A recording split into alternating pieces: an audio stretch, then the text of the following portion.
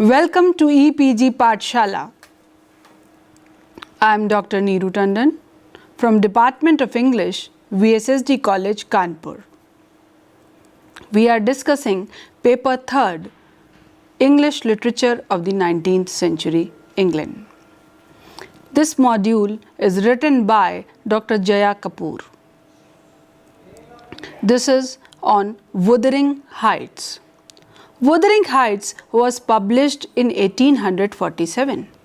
The novel stands at the cusp of the Romantic and Victorian ages and reflects the traits of both, but seems to quite ahead of its times in terms of the treatment of the subject.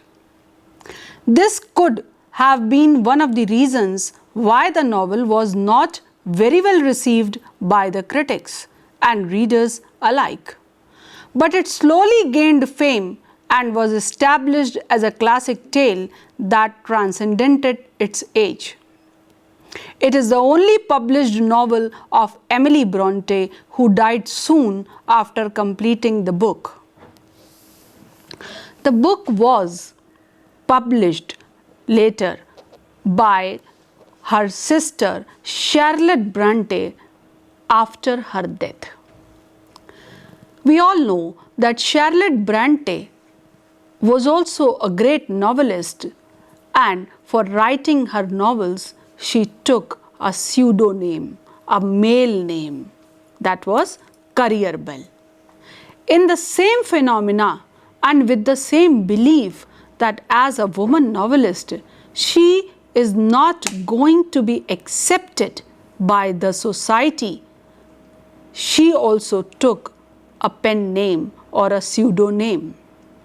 One of the ways the novelist achieves the smooth movement of the narrative is by language, where each character could be identified by the way they speak, from the completely rustic Joseph to the slightly better Nellie to Hareton to Cathy, and finally the language of Lockwood.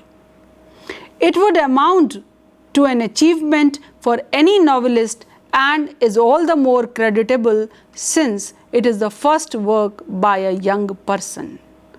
Through this, you can understand the importance and the capabilities of Emily Bronte.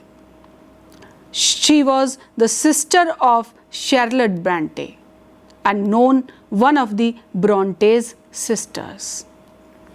She was born on 30th July 1818 and died on 19th December 1848.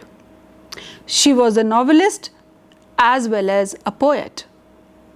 She was a daughter of a clergyman in York, England. Her only novel placed her name in the legends. The complexity of the work confounded the best of the critics of her age and continues to challenge the critics even now. Her poetry was as promising as her novel, but her untimely death meant that we have only a very early glimpse of the mind in the poems she published with her sisters. The novelist Emily Bronte was the daughter of a clergyman, Patrick Bronte, from Thornton village in Yorkshire. They were 5 sisters and 1 brother. Their relatively limited social life led to an early literary interest in the children. They were deeply influenced by Keats, Shelley, Walter Scott, and Byron. 3 of the sisters, Charlotte, Emily, and Anne, wrote and published a poetry collection under pseudonyms of Career Bell, that is Charlotte, Alice Bell, that is Emily, and Action Bell, that is Anne. The volume was not very remarkable, except a few pieces, mostly by Emily. Charlotte went on to write Jane Eyre, which became very popular, and Charlotte became a household name. The journey was not very easy for Emily, whose novel was not very well received by the public as well as by the critics, due to its unconventional story. and even more because of the unconventional romance, which could not be digested by the Victorian readers. She died soon after the publication of the first edition at the age of 30. The novel slowly gained popularity and stands as a classic today. Emily was a reclusive and private person, so not much is known about her. Her sister's introduction to the second edition is a valuable source of information. In fact, Charlotte Bronte's account of her sister is virtually the only biographical account of any authenticity on the writer. That such a gentle and shy person could conceive a tale with such turbulent emotions and unconventional storyline adds to the enigma of the writer as much as to the myth of the novel. Major thematic topics discussed in this novel are romantic love, brotherly love, love versus hate, revenge, crime and punishment, nature and culture, class structure, good versus evil, chaos and order, selfishness, betrayal, obsession, and others. Obsession was also used as motive other than revenge and rebellion. Major symbols are the houses, keys, archetypical characters. Wuthering Heights family tree is something to understand the novel in a better way. Lintons of Thrushcross Grange and Earnshaws of Wuthering Heights are both old and well-established families of the neighborhood. Linton household is more urbane and sophisticated as compared to the Earnshaws at the point the story of the novel begins. Mr. Earnshaw has two children, Hindley and Catherine. A third child had died a few years back. Mr. Earnshaw brings home a destitute boy and he is named Heathcliff after this third child who had died. Hindley marries Frances and they have a child, Hareton. Catherine had fallen in love with Heathcliff but marries Edgar Linton and has a daughter named Catherine but here called Cathy. Heathcliff marries Edgar's sister Isabella and their child is named Linton. Cathy is first married to Linton and then after his death she is betrothed to Hareton.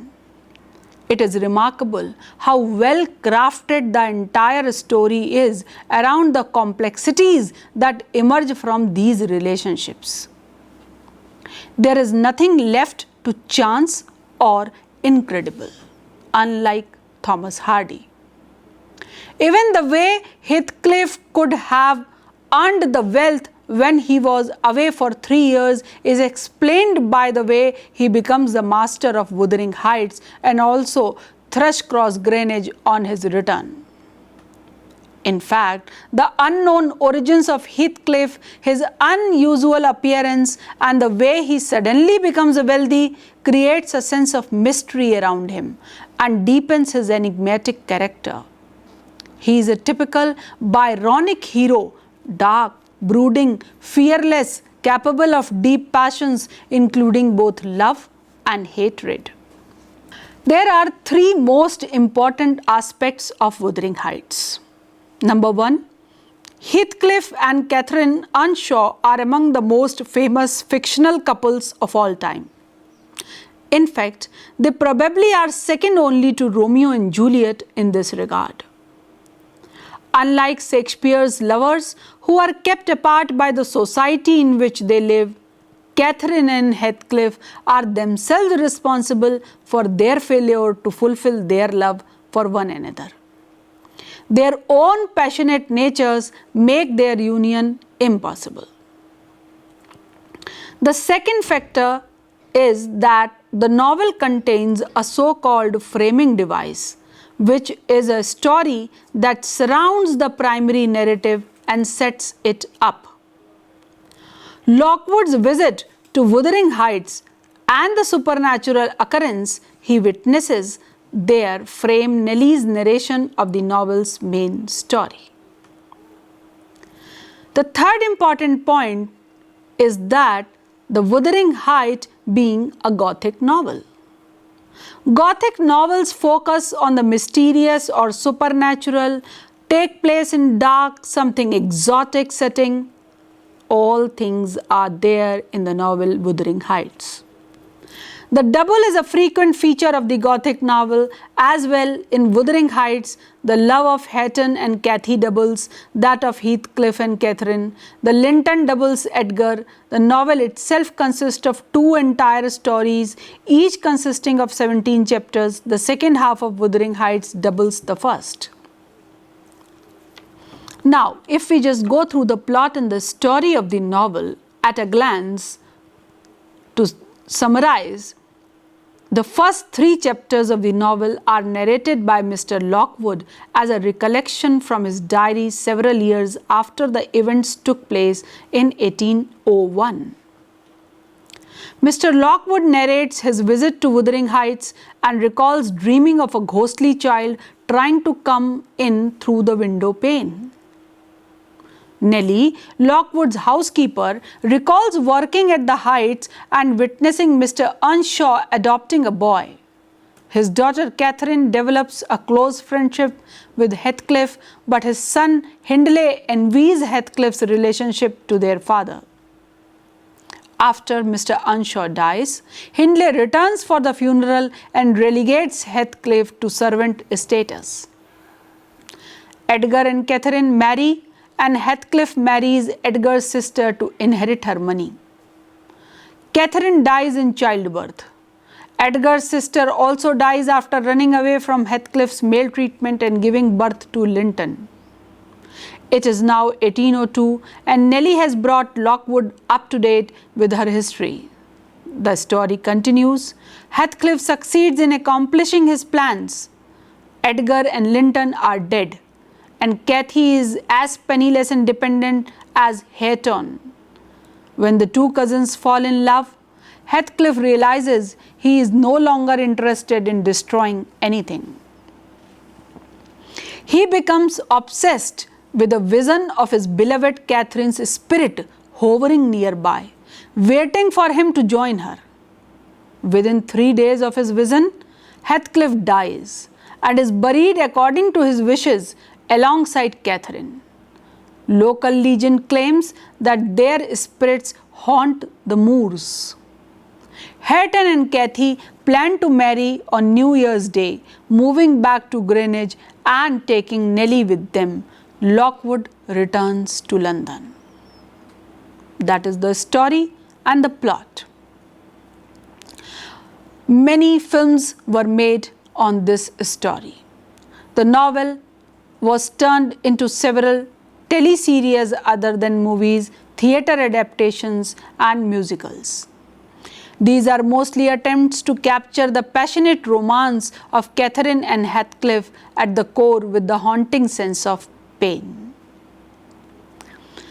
Catherine and Heathcliff refuse to be subdued after the death of Mr. Earnshaw.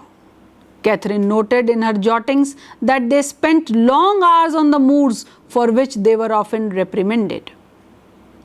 The fascination with the moors could be read as a seeking of proximity with nature, an escape from the brooding darkness of the Wuthering Heights, and also a spirit of rebellion against the authority of Hindley. Catherine's diary entries are the point where the narrative picks up the story of Catherine and Heathcliff. We cannot forget that Catherine's chance stay at Greenwich changes not only her behavior in general, but also her perception of her relationship with Heathcliff. She gets a taste of the other side of life as well, and then cannot go back to her earlier mindset. The moment is the turning point in the story, and the changes the destiny of the protagonist forever. Heathcliff disappears after Catherine accepts Edgar's proposal and comes back a changed man after 3 years. Catherine not only welcomes him but tries to persuade Edgar to befriend him. Isabella falls in love and elopes with him in spite of Catherine's warning that he is a ruthless man. Nellie is bound by her love for Catherine and on several occasions facilitates their meeting, a thing she regrets later. Even after coming back to Wuthering Heights and to Heathcliff, Catherine is unable to find happiness. Her yearnings were not only for the love of Heathcliff but also for the freedom that their escape into the moors offered. Social and cultural trappings damaged the essence of their relationship, whereas their escapes into the moors had brought them close to each other. Catherine confesses to her passionate love for Heathcliff before Nellie. It is this passion that drives her in her continued association with him after he comes back. She knows that he is a ruthless and can go to any extent to hurt and avenge and wants Isabella, but of no use. Heathcliff, on the other hand, is torn between his love for Catherine and his disgust with Edgar, whom he sees as a weak and cowardly person, not worthy of a strong-minded girl like Catherine. He is not questioning the love of Edgar. He is only pointing out that Edgar is incapable of deep emotions. It was said by Heathcliff in Wuthering Heights, I quote, "If he loved you with all the power of his soul for a whole lifetime, he couldn't love you as much as I do in a single day." Unquote. That is the height of love that he proposes, that he possesses for Catherine. After the death of Catherine, Heathcliff struggles to come to terms with her death. He even opens her grave to look at her. He yearns for her presence around, even if it be as a ghost. In the last few days of his life, he suddenly starts spending long hours in the moors, and he passes away with a smile of contentment, gazing out of the same open window from where Catherine's ghost used to knock. The love is in lifetime and beyond. That is the message being given by the characters. The love never is not limited to union. The love is beyond everything. That is the message being given by the novelist.